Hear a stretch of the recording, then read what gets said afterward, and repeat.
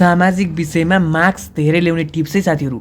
Number 1, don't leave any questions. तपाईँहरू धेरै साथीहरूले क्वेसन छोडिदिनुहुन्छ कि सामाजिकमा, कुनै पनि क्वेसन नछोड्नुहोस् के, जे आउँछ त्यही ल्याउनुहोस्। बरु तपाईँलाई उद्देश्य आउन्न कुनैको तर महत्त्व आउँछ भने बरु त्यही लेखिदिनुहोस् के, तर क्वेसन चाहिँ नछोड्नुहोस् के। यहाँ म्याथ जस्तो होइन कि तपाईँको हिसाब मिल्दाखेरि नम्बर पाइने नत्र नपाइने भन्ने, म्याथमा पनि अझ स्टेप मार्किङ भन्ने हुन्छ।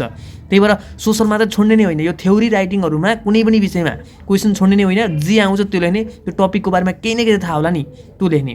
हरेक क्वेसन्सको फिगर बनाउनुहोस् है साथीहरू। फिगर कसरी बनाउने भन्ने कुरा मैले योभन्दा अघि भिडियोमा सिकाइसकेको छु, यहाँ पनि थोरै भन्छु। जस्तै कि कसैको कुनै क्वेसन्सहरू आयो भने त्यसको टपिक ट्याक्कै यहाँ लेख्ने, त्यसपछि त्यसका बुदाहरू चाहिँ टक्क यसो गराएर लेख्ने साथीहरू। त्यो इम्पोर्टेन्स अफ डिसिप्लिन भनेर आयो भने यहाँ जस्तै इम्पोर्टेन्स अफ डिसिप्लिन भनेर मैले लेख्दिएँ। अब सामाजिक त नेपालीमा हुन्छ भनेपछि अब यो डिसिप्लिन भन्ने नै आउँदैन हाम्रो त सामाजिकमा। त्यही पनि मैले इक्जाम्पलको लागि है साथीहरू, फेरि यही आउँछ भन्ने होइन, यो त फेरि तपाईँको सिलेबसमा होइन, यही आउँछ नि भन्छन् कि कतिले फेरि। त्यही भएर भनेको इक्जाम्पलको लागि अब इम्पोर्टेन्स अफ डिसिप्लिन के हो, टक्कै यहाँ लेख्ने, यहाँ लेख्ने, यहाँ लेख्ने, यहाँ लेख्ने, यसरी फिगर बनाउने। यो मात्र फिगर हुन्छ त होइन, अर्को फिगरको टाइप पनि हुन्छ, यस्तो पनि हुन्छ फिगर, यसो गराउने अनि बिचमा तपाईँको के हो त्यो टपिक त्यो लेख्ने। त्यसरी टक्क तपाईँको 4वटा पोइन्टहरू हुन्छन् नि, त्यो टक्क यसरी लेख्ने, यसरी 4वटा पोइन्टहरू टक्क गोलो बनाएर फिगरहरू लेख्ने। फिगरहरू लेख्नुभयो भने के हुन्छ, यसले चाहिँ मार्क्स बढाउँछ।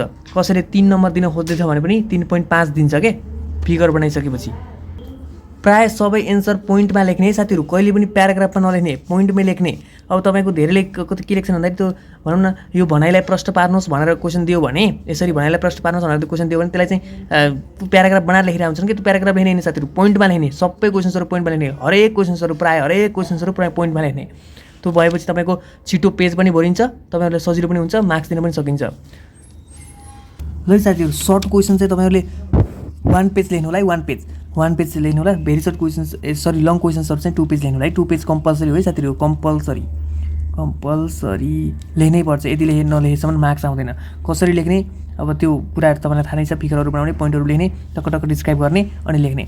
भेरी सर्ट क्वेसन नबिगार्नुहोस् है साथीहरू। जुन 1 नम्बरको 11वटा क्वेसन्स आउँछन् नि त्यो नबिगार्नुहोस्। साथीको चोरेर हुन्छ कि, टोयलेट नगर चिट चोरेर हुन्छ कि, साथीको चोरेर हुन्छ कि, त्यो चाहिँ अब तपाईँहरूले त्यसरी चाहिँ लेख्नु होला। तर भेरी सर्ट क्वेसन नबिगार्नुहोस्, किनकि यसमा ट्याक्कै जति मिलेपछि ट्याक्कै 1 नम्बर आइहाल्छ कि, सो 11 नम्बर आइहाल्छ कि यसमा। त्यही भएर चाहिँ नबिगार्नु होला।